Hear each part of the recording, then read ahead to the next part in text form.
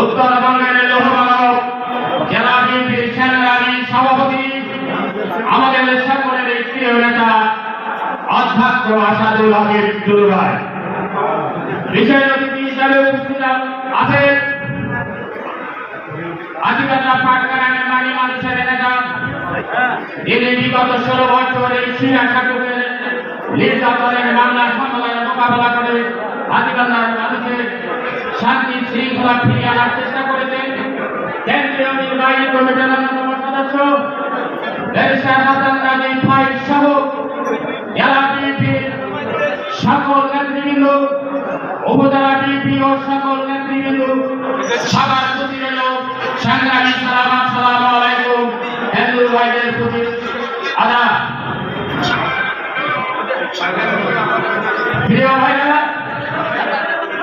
আজকে আমাদের প্রধান অফিসের অতিথি নির্দেশনা বক্তব্য শুনব। আপনারা ধৈর্য সহকারে আগামী দিনে আমাদের রাজনীতি প্রেক্ষাপট সম্পর্কে উনি বলবেন, দিকে দিশা দেবেন, সেই অনুযায়ী আমরা আগামী দিনে এগিয়ে যাব। তারপরে আমি যদি কথা বলি, গত 16 বছর এই হাজিবাঙ্গা পাটগ্রামের যারা আওয়ামী লীগের নেতৃত্ব দিয়েছিলেন, সেই মোতারা মিয়া সহ তার ছেলে এবং উপজেলা চেয়ারম্যান বাচ্চু সহ আমাদের ওপর যে নির্যাতন নিপীড়ন হামলা দিয়ে বাড়ি ছাড়া ঘর ছাড়া করেছে, তাদের চটের কথা পর্যন্ত ছিল না। গত 17 জুলাই আমাদের তরুণ ছাত্রেরা যখন মাঠে নামেছে এই জালিম সরকারকে প্রত্যাহার করার জন্য, জালিম সরকারকে বিদায় দেওয়ার জন্য, সেই তরুণ ছাত্রদের বিরুদ্ধে একটি হাজিরায় মামলা করে সেই মামলাকে আমাদের অন্তর্ভুক্ত করতে তারা বাধ্য করেছে। গত 18 সালের নির্বাচন এই জালিম মোতাবেক আমাদের নির্বাচনে থাকতে জায়গায় একটি মামলা দিয়ে ছাড়া করেছে। আমি মনে করি এই হাজিবান্ধার আওয়ামী লীগ এত প্রতিহিংসা পরায়ণ হয়েছিল, যেটি আমরা 16 বছর এই অধিগ্রামে বক্তব্য দিতে পারি নাই, একটি মাঠে বক্তব্য দিতে পারি নাই। আমরা যদি কোনো প্রোগ্রাম নেই অফিসে বেড়ায় যে বক্তব্য দেওয়া যাবে না, প্রোগ্রাম করা যাবে না।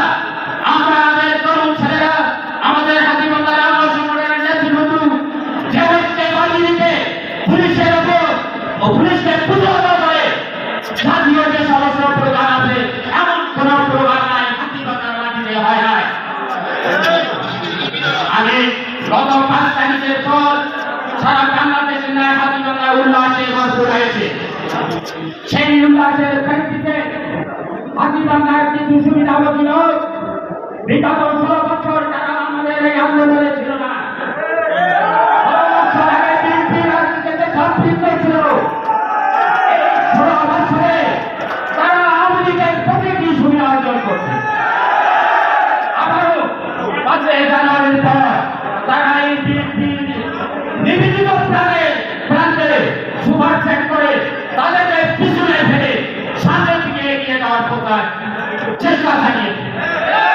তারা বিভিন্ন ইউনিয়নে বিভিন্নভাবে মানুষের জমি দখল, মানুষের ঘর দখল, বিভিন্ন শিক্ষা প্রতিষ্ঠানে তারা বলি তোমাকে টাকা দাও, আমি তোমার হেডমাস্টার লেখে দেবো। মাস্টারদের বলে তুমি তো প্রধান শিক্ষক হতে যাচ্ছ, তুমি 10 লাখ টাকা। এর জন্য প্রতি ইউনিয়নে কিছু অসৎ ওই ছেলে আছে, তারা এই কাজটি করতেছে। আমি প্রধান অতিথির দৃষ্টি আকর্ষণ করছি।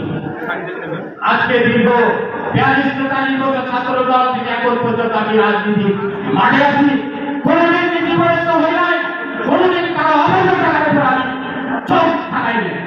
আশা করি উনি এই সমস্ত অপকর্ম হাজিবান্ধার মাটিতে যেন না হয়, হাজিবান্ধার প্রতিটি নেতাকর্মীর জন্য সঠিকভাবে সুন্দরভাবে হাজিবান্ধার একটি সুন্দর সংগঠন দাঁড় করাইতে পারে এবং আগামী দিনের জন্য হাজিবান্ধা পাটগ্রামের একটি গণসভা সৃষ্টি হয়। এখানে আরেকটি কথা আমি বলে শেষ করতেছি, হাজিবান্ধায় জামাত বিভিন্নভাবে বিভিন্ন